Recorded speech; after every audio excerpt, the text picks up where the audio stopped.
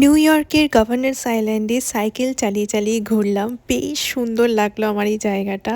তোমরা যারা নিউ ইয়র্কের কাছাকাছি থাকো তারা কিন্তু অবশ্যই এই আইল্যান্ডটা একবার ঘুরে এসো, বেশ ভালো লাগবে। তোমরা তো আমার আগের ভিডিওতে দেখেছিলে যে আমি কিভাবে গভর্নর আইল্যান্ড গেছিলাম, তো তোমরা চাইলে ওই ভিডিওটা চেক আউট করতে পারো।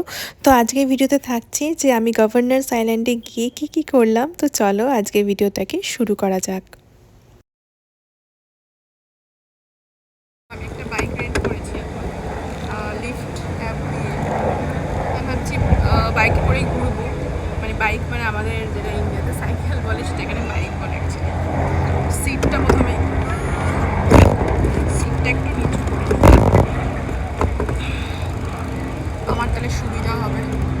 এখন সাইকেল নিয়ে ঘুরে বেড়াচ্ছি এই গভর্নর আইল্যান্ডে। বেশ ভালো, মানে একদম ফাঁকা, খুবই ফাঁকা শান্তশিষ্ট একটা আইল্যান্ড। আর এই যে দেখো পিছনে আমার সাইকেল, তো এই সাইকেলটা নিয়ে আমি এখন এই আইল্যান্ডটা পুরো ঘুরে বেড়াবো। এদিকে ফেরি যাচ্ছে অ্যান্ড সাইকেলের এখানে তোমার ফার্স্ট 30 মিনিটসে হচ্ছে $4.49 মতো। আর এতটা হাঁটার থেকে সাইকেল চালানো ভালো। ভিডিওটা কি করে শ্যুট করব, ভিডিও শ্যুট করার একটা আমাকে উপায় বার করতে হবে।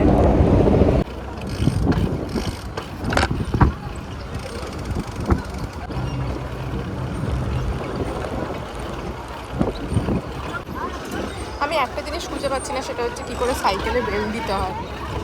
এটা আমাকে জানতে হবে। আইল্যান্ডটা কিন্তু বেশ বড়, অনেকটা রাস্তা। তো এই গভর্নরস আইল্যান্ডের পিছনে কিন্তু অনেক পুরনো ইতিহাস লুকিয়ে আছে।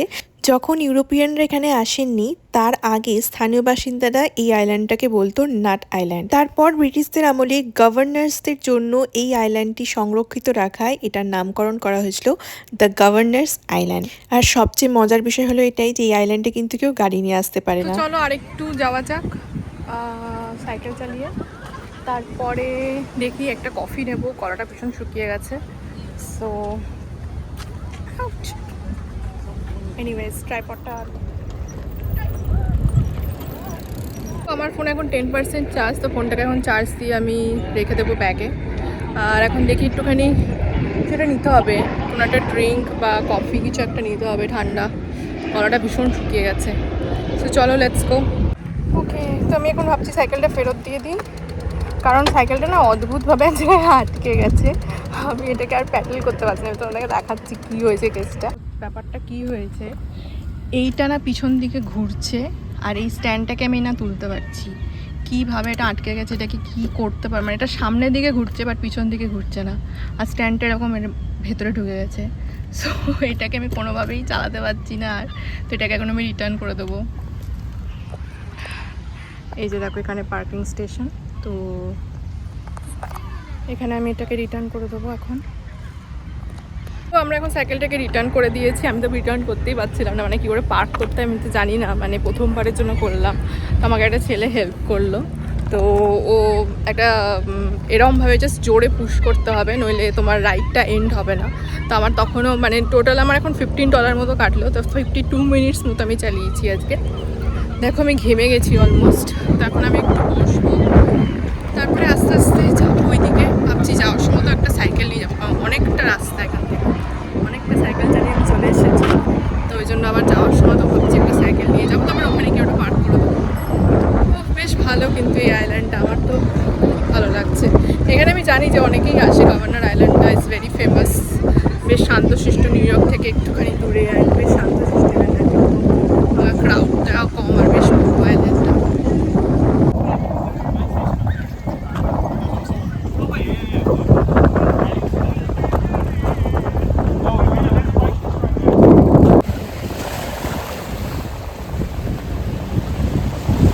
আর এইখান থেকে দেখো স্ট্যাচু অফ লিবার্টিটা একদম দেখা যাচ্ছে, লাগছে দেখতে। আইল্যান্ডটা কিন্তু ভীষণ সুন্দর লাগছে, আমার কিন্তু বেশ ভালো লেগেছে, বেশ সুন্দর। এটাই হচ্ছে নিউ ইয়র্কের কাছাকাছি থাকার মজা, মানে তুমি যখন তখন যে কোনো জায়গাতে আসতে পারবে। জাস্ট এত কাছে, এত সুন্দর সুন্দর জায়গা, ভীষণ ভালো লাগে আমার। That's why I love new York city any day any time. বাড়ি যাওয়া যাক, 6:30 বেজে গেছে। এখন ভাবছি কোন ফেরিটা ধরে যাবো। এমনি 15 মিনিটস পর পর ফেরি আছে, সেটা নিয়ে চাপ নেই। এখন প্রায় একটু আস্তে আস্তে রোদটা কমেই গেছে একদম। কি সুন্দর ভিউটা। নিউ ইয়র্ক সিটিতেও সাইকেল চালাবো, মানে সিটির মধ্যে মানেও চালানো যায়, বেশ ভালো লাগছে। বাট আমি একটাও কফি শপ পেলাম না, তখন থেকে ঘুরে ঘুরে যাচ্ছি, একটাও কফি শপ দেখতে পাচ্ছি।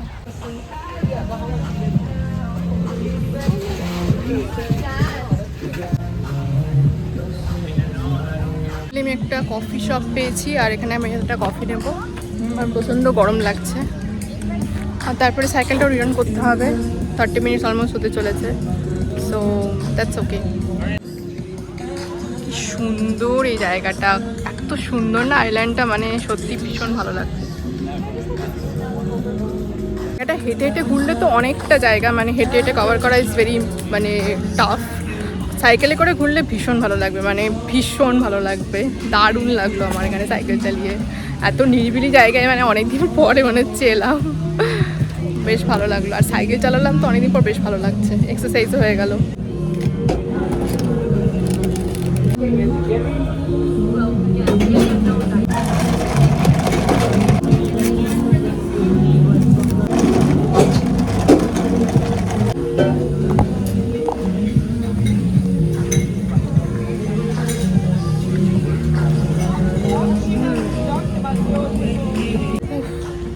শান্তি। অনেকক্ষণ ধরে গলাটা শুকিয়ে গেছিল একদম। ফাইনালি সাইকেলটাকে পার্ক করলাম। বাবা, পার্ক করতে গিয়ে আমার জান কয়লা হয়ে গেছে। সাইকেলটাকে রীতিমতো একটা পুশ করতে হবে, তারপরে একটা গ্রিন লাইট জ্বলবে। দেখো এইখানে যে একটা গ্রিন লাইটের সিগন্যাল দেওয়া আছে, এই লাইটটা জ্বলবে, তবে এটা ফাইনালি পার্ক হবে। আমি হচ্ছে যে আবার কাউকে আমাকে না বলতে হয়, তারপরে নিজেই অনেকক্ষণ ধরে ট্রাই করে তারপরে ফাইনালি পার্ক করলাম। এখন যাব আবার আমি ফেরির সাইডে, কারণ ওখান থেকে আমাকে ফেরি ধরতে হবে। এখন দেখছি প্রচুর লাইন পড়ছে। তো চলো যাওয়া যাক, 7টা বেজে গেছে।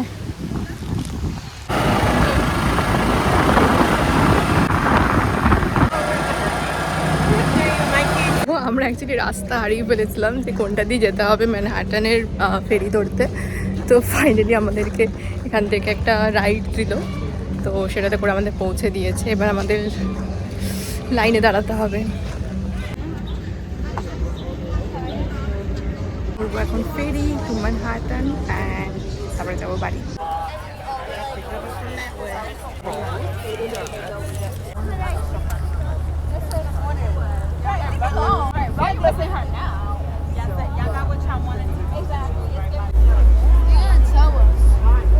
তো এখন বাজছে অলমোস্ট 8টা অ্যান্ড এখন আমি যাচ্ছি এখান থেকে ওয়ার্ল্ড ট্রেড সেন্টারের সাবওয়েতে, মানে ওয়ার্ল্ড ট্রেড সেন্টার স্টেশনে। সেখান থেকে আমি ধরবো আমাদের জার্নাল স্কোয়ার, মানে নিউ ইয়র্কের পাথ।